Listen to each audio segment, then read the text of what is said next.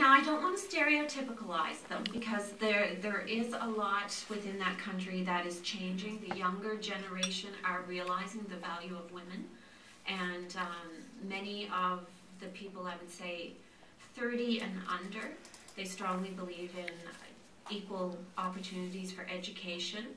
But again, you know, if your family has to send 2 children to school and they have 2 boys and 2 girls, it's the boys that go first. But the older generation, mostly we saw them sitting under trees, sleeping. They'd be like, the lady would be in the field and the man would be sitting with his buddies under the tree. So it was a little hard to take. You just wanted to go over and give them a little kick. But we were in a different country with different cultures. The life expectancy in 2010 was about 45 years of age. How much did it cost them to join the SACO? It depended upon the SACO, but most times it was 10,000 Ugandan shillings, which if you take 10,000 divided by 2,000, that was your ratio. It was 2,000 Ugandan shillings to $1 US. So I guess it would be about $2. So you went in 2009 and 2010. Will you be going again? Actually, it's a 2-year commitment that we did, that we volunteered to go.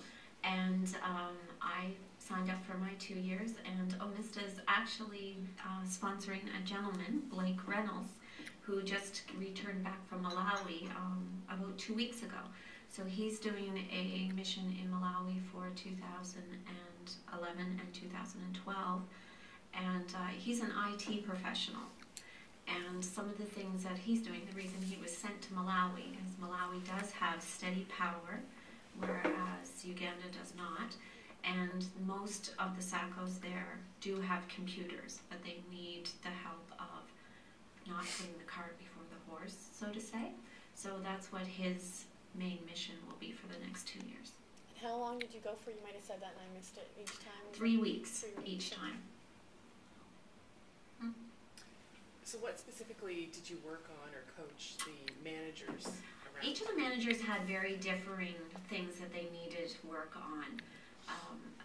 One in particular, I believe, maybe I was telling you, Michelle, when we went into the SACO, I don't know if anyone remembers the banking days where you would go in and you'd have your little passbook and the teller would write down that you deposited $5, but then she'd go off to the side and she'd write on a card that you deposited $5 and you'd have a new balance.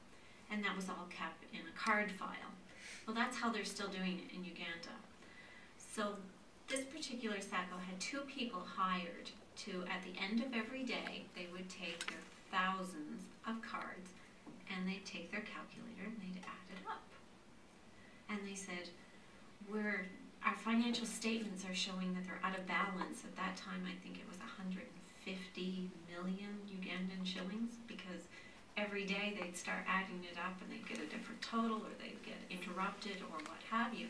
So they wanted help from me on techniques as to what can we do to make this process easier.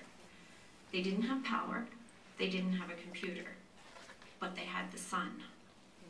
So I said to them, the best thing you could do is get a solar calculator with a tape on it, because they did have the resources that they could get from Kampala City.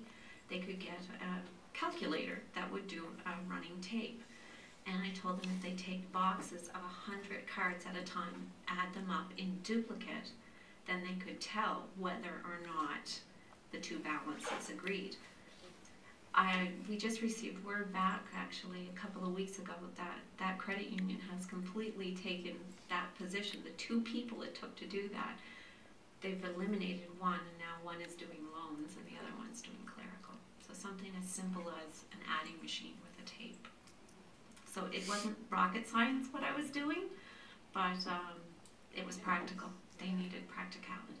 We went in to one SACO, again, completely manual.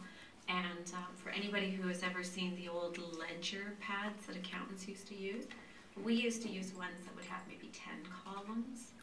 Or maybe when you went to college and you had to do your debits and credits for accounting, you might have 4 columns. Well, she had one that had 76 columns. It literally, an executive style desk, and it covered this desk. Well, not only was she using every column, she had divided every column. And this was her general ledger. One column for debits, one column for credits. And this poor girl was almost in tears because her manager came to her and said, "We need to add a new account." And she's like, "But I'm using the margins, I'm using my description column, I've got nowhere else on my page to put it." So I asked her if she knew that when you put brackets around a number, that it meant a credit as opposed to a debit, and that by doing that, you could use one column instead of two columns. They had never known the notion of brackets meaning credits in the accounting world. She was very pleased because I had just freed up 25 columns for her. I don't take things for granted anymore. The first thing that I found very hard was when my children would do such a thing of, "I want the orange cup. How come I can't have the orange cup?" I found that really annoying. Mostly what I find that the best thing I can say is that I look for little simple things in life, little ways that, I can contribute to somebody else's day. I call it my little random acts of kindness.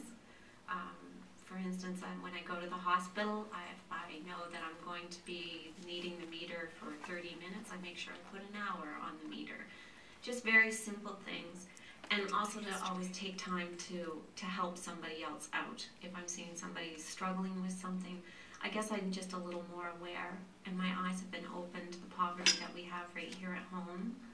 So I guess it's just a different awareness that I guess I didn't see it before, and now I do.